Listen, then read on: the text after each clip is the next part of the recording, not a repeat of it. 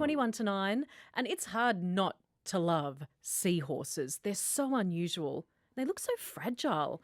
I wonder if you've ever seen one in the wild. No, but the way they move, Yeah. and they do effectively look like a horse in the sea.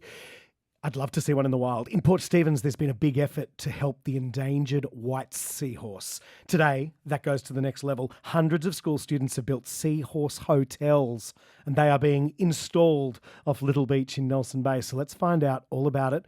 Our reporter Lillian Watkins has the best job in the office today. Yes, she's at Little Beach. Lil, we're all so jealous. And you should be. It is sunny, the birds are chirping, and it's very quiet though, but it's not going to be for much longer. I'm here with Ben and Julie Dury. They are part of the Humble Hive Collective, and also Dr. David Harasti, who are all part of this big push to help the seahorses around here. Ben, could you tell me what's happening today? Yeah, I can. I'm very excited. You're right. It's the calm before the storm. We have close to 400 students and teachers coming down here today. They've been completing a learning program back in school where they've built we call them seahorse hotels, which Dave and his team will be sinking in the marine sanctuary, which will hopefully be used by some captively bred seahorses in the near future.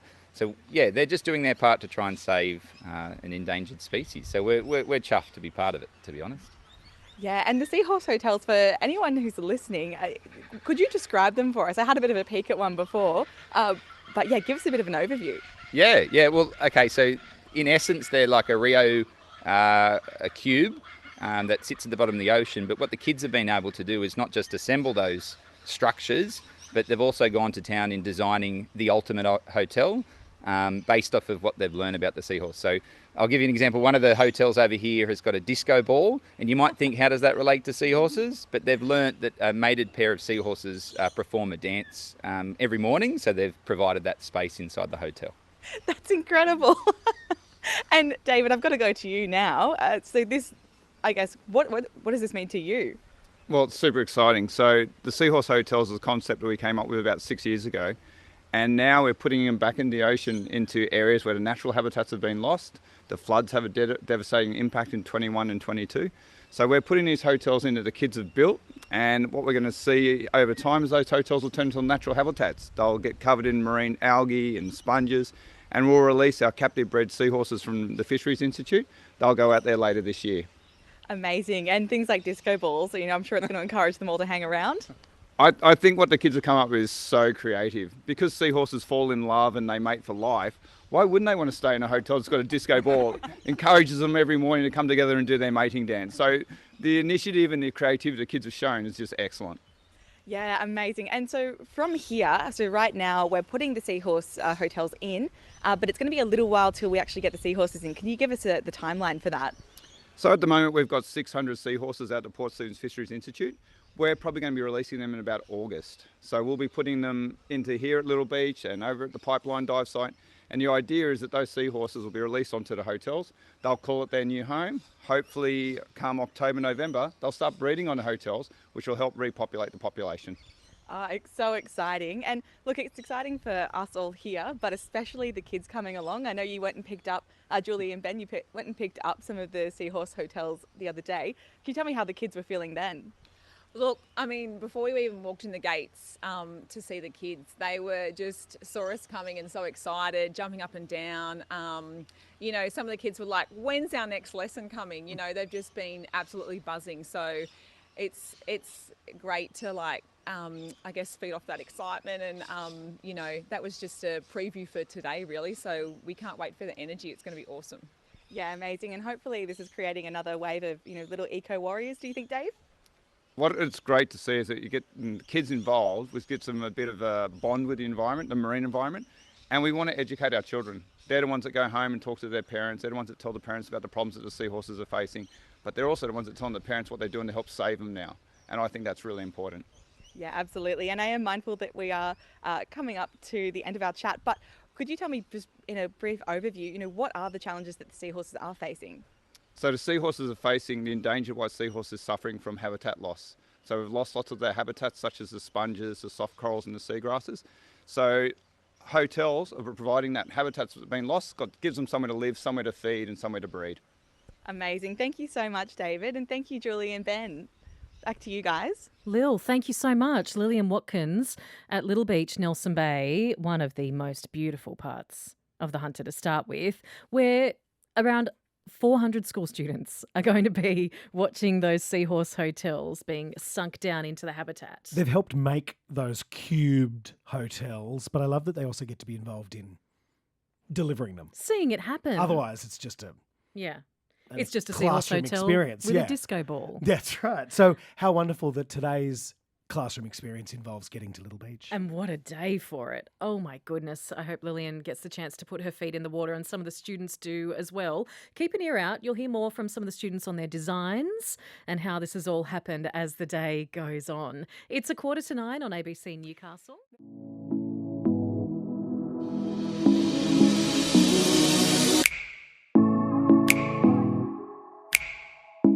You're on ABC Newcastle. Nice to have you with us today. There's an exciting thing happening in the Hunter region. You've heard of bee hotels, but hotels, things we've created to try and encourage these things to back into our gardens.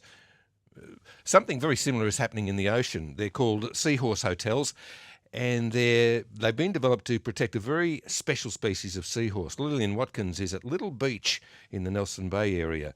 Lillian, thanks for joining us. What's going on out there this morning? Good morning, Paul. Look, it is usually a very quiet, secluded spot in Nelson Bay, but it is humming with activity at the moment. I'm here with Dr. David Hassati, who is all about these seahorse hotels, has just actually gotten out of the water from placing them in. David, could you tell me what it's all about? So today we're putting back into the environment artificial habitats called seahorse hotels that these wonderful children have built over the last couple of months, and they're going to provide habitat for the endangered white seahorse here in Port Stephens because all the natural habitats disappeared with the floods. So now we're putting something in the water for them to live on. Amazing. And we do have those special guests here, some of the children who have made these seahorse hotels, not seahorse stables. Could you guys tell me what you just saw? We have just seen a real seahorse that Diver Dave has just pulled out of the water. Yeah, and Dave, did you expect to be able to pull out a live white seahorse? I was actually very surprised myself to find it, and it's a beautiful female seahorse. It's just sitting in the seagrass. So as soon as I thought, I'm just going to borrow you for a minute to show all the kids, help with the education of the program. So we've had guessing competitions about it, whether it's a male or a female and its size, and I think it's been a bit of a highlight for the children. And for yourself as well, because you actually were able to see this seahorse that you said was maybe 2 or 3 years old. How does that make you feel about the prospects of rehabilitating these? Well, it's good to see them back at Little Beach. So Little Beach used to have a population of around 200 to 300 animals about 5 years ago. But when the floods happened, I couldn't find them anymore. It's only just this year we started to see them to come back. So finding one today was actually really, really fortunate, and I'm really happy that I did. Amazing. Now, guys, could you tell me a little bit more about the seahorse you saw? How big was it? About 12 centimetres long.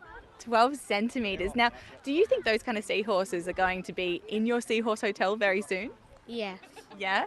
And what did you guys do to make your hotel really appealing to the seahorses? We plaited, braided some ropes to the cage and it was a rusted cage. A rusted cage. And those ropes, what are they going to do? Are they going to try and hide the seahorses, or what are they going to do? They are going to be their holdfasts. The what was that? Their holdfasts. Amazing. Now, Diver Dave, could you tell us about that? Right, so hold fast, spot on with what she said just then, is critical for a seahorse because a seahorse has a prehensile tail and they need to curl their tail around something to hold on when the strong currents come. So the hold fast that the kids have put in the hotels are going to provide them support, give them something to wrap their tails around to hold on tight. Amazing. Now, these kids who have just spoken, they are just a couple of about 400 who are here today, and they're all putting in their school-made seahorse hotels that will hopefully provide quite a sanctuary for the seahorses in the future. And so right now we're not putting the seahorses back in, but what's the timeline for repopulating them? So we've got a captive breeding program going out at the Port Stephens Fisheries Institute. We have about 600 seahorses out there that we're raising, And when they get to a certain size of around 7 to 8 centimetres, we're going to bring them down here to Little Beach, and we're going to put them on the Seahorse hotels in about 2 months' time. So these kids are putting the houses in place right now that the baby seahorse is going to go and live on. Amazing. Now, you guys, do you think this is going to be something that you're going to come try and keep an eye out for seahorses in the future? Yes. Yes. And what are you going to look for specifically? The cages with the seahorse hotels. Amazing. Now, what about you? What are you going to try and look for? Different animals and corals that grow around it. Yeah. And is there a difference between the male and the female seahorses? Yes. Instead of the male giving birth to the babies, the male does. Yeah, it's a very special. And the one we saw this morning, that was a female? Yeah, so we found a female seahorse this morning, so she doesn't have the pouch. And as I just said, it's the male that gives birth. It's the only animal in the world where a male gives birth, and he does that over the breeding season 5 or 6 times, so he's very busy. Very busy, and you guys have made him a very happy hotel. Thank you so much, guys. And what was your name? Indy. Xavier. And Miller. Thank you so much, guys. Thanks so much, Paul. Back to you. Lillian Watkins, who's at Little Beach in the Nelson Bay area where they've put in one of those Seahorse hotels. They might be doing that. Other ecologists might be working up and down the coast on projects like that. Let us know if you're aware of something that, particularly something getting the kids involved. They were very enthusiastic, weren't they?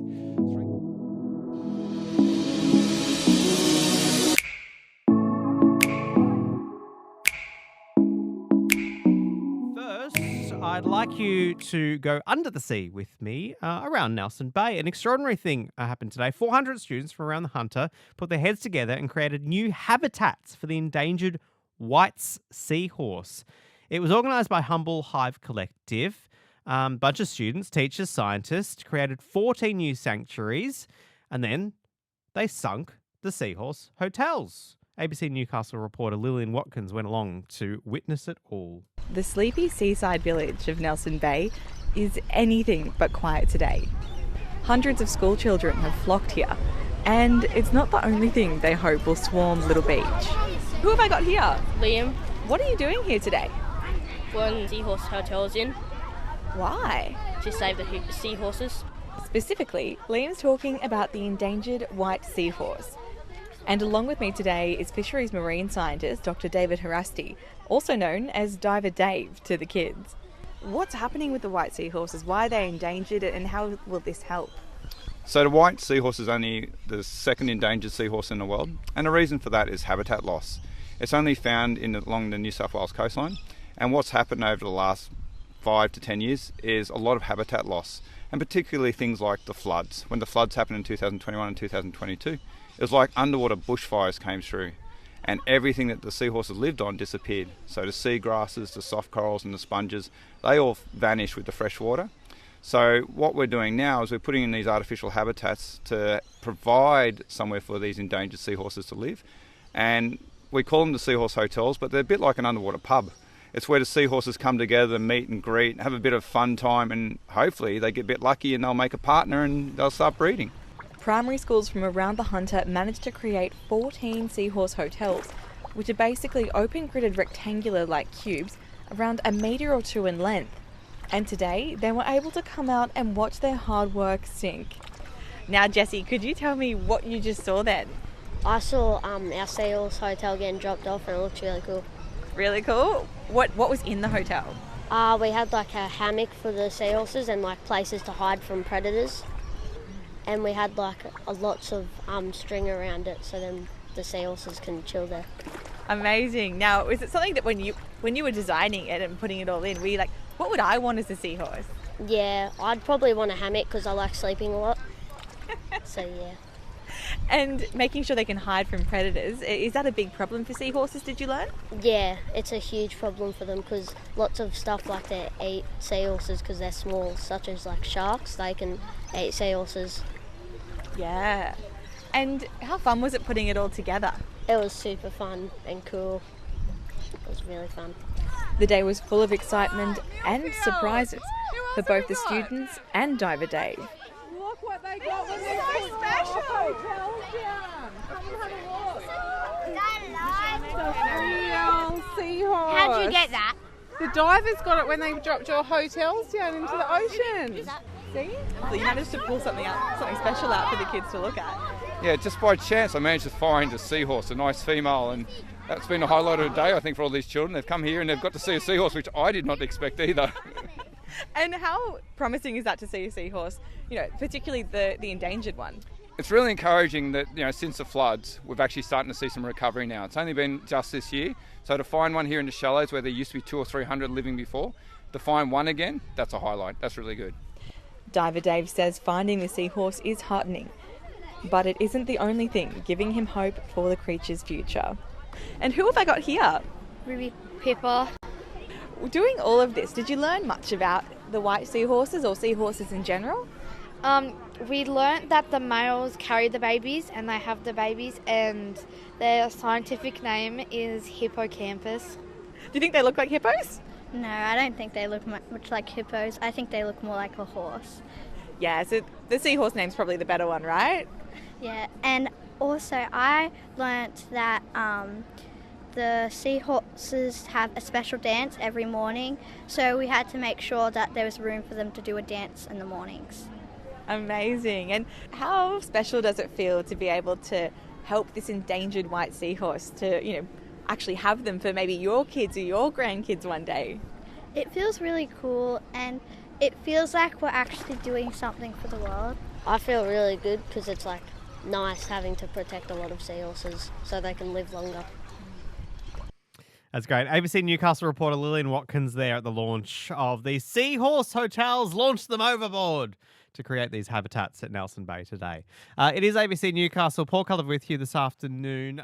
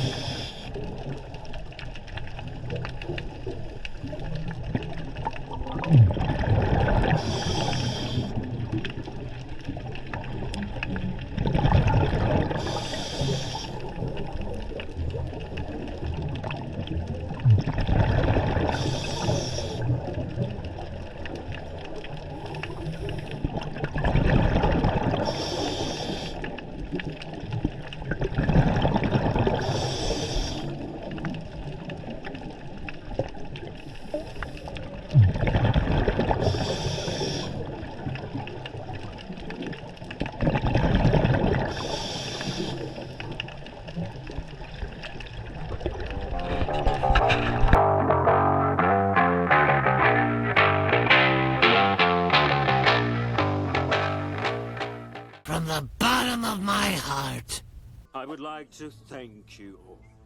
You've had an impact on this world, and we are all the richer for it. Pat on the back. Pat on the back. Come on. Once again, through the North Wall. I feel very proud. Let's go change the world. We're gonna do it together! We're gonna do it together! We're gonna do it